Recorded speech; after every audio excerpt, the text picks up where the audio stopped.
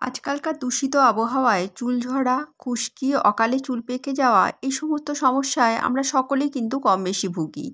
আজ এমন একটি ভেষজ তেল ঘরে তৈরি করব যেটি আমাদের মা ঠাকুমাদের আমলের ভেষজ তেল। এই তেল ব্যবহারে চুলের সমস্ত সমস্যার নিরাময় হবে। তাহলে চলুন আর দেরি না করে দেখে নেওয়া যাক সেই বিশেষ ভেষজ তেল তৈরির পদ্ধতি।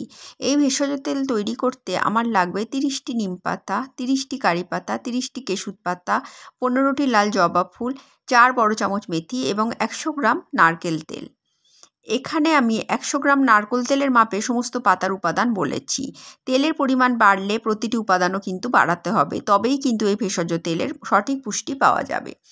এবার আসি এই প্রতিটি উপাদানের উপকারিতা সম্পর্কে। নিম পাতার অ্যান্টি ব্যাকটেরিয়াল এবং অ্যান্টিফাঙ্গাল এবং ভিটামিন এ ও সি এর মতো উপাদান আছে, যা আমাদের চুলের জন্য বিশেষভাবে উপকারী। নিম পাতার ব্যবহারে আমাদের চুলের খুশকি দূর হবে, চুল পড়া কমবে, খুশকির কারণে মাথার ত্বকের যে চুলকানি হয় সেটাও কমে যাবে। এছাড়াও চুলের জেল্লা বাড়বে এবং সর্বোপরি চুলের বৃদ্ধি হবে এবং অকালে চুল পাকা বন্ধ হবে।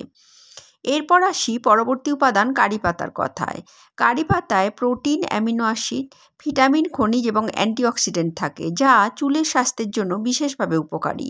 চুলের গোড়া মজবুত করতে, খুশকি কম করতে, চুলের ফলিকলকে শক্তিশালী করতে এর কিন্তু জুড়ি মেলা ভার। চুলের সার্বিক স্বাস্থ্যের উন্নতি করতে তাই কারি পাতার ব্যবহার কিন্তু আমাদের করতেই হবে। এবার আসি কেশুত পাতার কথায়। কেশুত পাতা কিন্তু চুলের নানান সমস্যায় প্রাচীনকাল থেকেই ভীষণভাবে উপকারী। এই পাতার ব্যবহারে চুলের গোড়া মজবুত হয়, চুল কালো হয়, স্ক্যাল্পে রক্ত সঞ্চালন বাড়ে, ফলস্বরূপ চুলের নানান সমস্যার সমাধান হয়। এরপর পরবর্তী উপাদান হচ্ছে জবা ফুল। জবা ফুলের অ্যামিনো অ্যাসিড চুলের কেরাটিন প্রোটিনের উৎপাদন বাড়ায়, ফলে চুলের ঘনত্ব বাড়ে, চুলের গোড়া মজবুত হয়। জবা ফুল চুলের প্রাকৃতিক আর্দ্রতা বজায় রাখে, খুশকি কিন্তু হতে দেয় না একেবারেই, মাথার ত্বক ও চুলের গোড়াকে পুষ্টি প্রদান করে। এবার আসি মেথি দানার কথায়। মেথিতে রয়েছে প্রচুর পরিমাণে আয়রন ও প্রোটিন।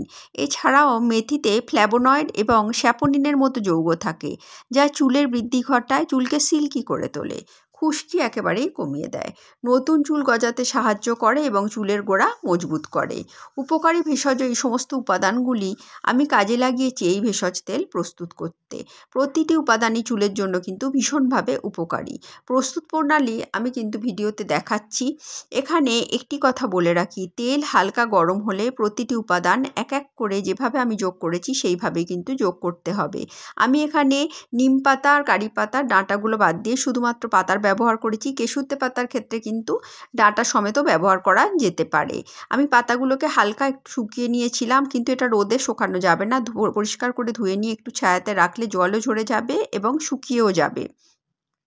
এবারে আসি আমি ধাপে ধাপে যে তেল তৈরি করেছি সেটা কিভাবে করেছি আর কেমনভাবে এটা করতে হবে সেটার কথায়। খেয়াল রাখতে হবে পাতাগুলি যেন পুরোপুরি কালো হয়ে তেলের সঙ্গে মিশে যায়। কিন্তু এখানে তেলকে একদম কিন্তু খুব বেশি গরম করা যাবে না, তেল একদম হালকা গরম করতে হবে। আর গ্যাসের যে ফ্লেম সেটা কিন্তু একদম সিম রাখলেই ভালো। আমি এখানে ইন্ডাকশানে করেছিলাম, ইন্ডাকশানেও আমি একদম কমেতেই করেছি। ধীরে ধীরে প্রতিটি জিনিসের উপকারিতার উপাদান তাহলে এই তেলের সাথে মিশে যাবে। আর তারপর দেখুন এখানে আমি প্রতিটি জিনিসকে একদম হালকা আঁচেতে করছি যাতে প্রত্যেকটি উপাদান ভালোভাবে মিশে যায়। জবা ফুল থেকে শুরু করে প্রতিটি পাতা এবং সর্বোপরি মেথি, ধীরে ধীরে এইভাবে নাড়তে থাকলে প্রতিটি উপাদানই কিন্তু তেলের সঙ্গে মিশে যাবে। এরপর আমি এগুলিকে একটি ঠান্ডা করে নিয়ে ছেঁকে নিতে হবে প্রথমে, তারপর ঠান্ডা করে নিয়ে একটা পরিষ্কার বোতলে, তো আমি নারকেল তেলের বোতলেই ঠান্ডা হওয়ার পর কিন্তু ছেঁকে ভরে রেখে দিয়েছি। প্রতিদিন এই তেলের ব্যবহার করুন।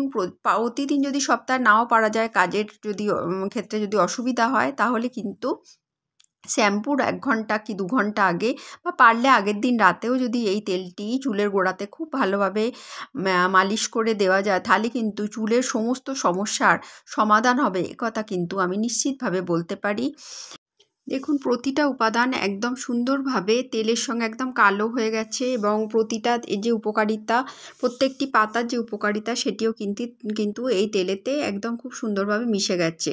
তেলটা আমি হালকাভাবেই গরম করেছি, কিন্তু তা সত্ত্বেও এটা অনেকক্ষণ থাকার ফলে একটুখানি ধোঁয়া উঠেছে, কিন্তু তাতে কোনো সমস্যা নেই। দেখুন পাতাগুলো ঠিক এইভাবে প্রত্যেকটি পাতা মানে কালো হয়ে যাবে, তাহলে কিন্তু যেন জ্বলে না যায় সে কথাও কিন্তু খেয়াল রাখতে হবে। ছাঁকার পরে দেখুন তেলের পুরো রঙটাই পাল্টে গেছে, একদম সাদা নারকেল তেল ছিল, কিন্তু প্রত্যেকটি পাতার ভেষজ উপাদান এতে মিশেছে, সেজন্য এটা পুরো তেলের রঙটাই পাল্টে গেছে।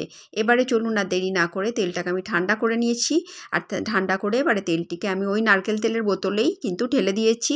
এতে তেলের পরিমাণ একটু কমে গেছে, 100 গ্রামের মতো নারকেল তেল ছিল, একটু তো কমবেই তেলের পরিমাণ, কারণ পাতা অনেক দেওয়া হয়েছিল, ওটাতেও একটুখানি তেল করে নিয়েছে, শোষণ করে নিয়েছে।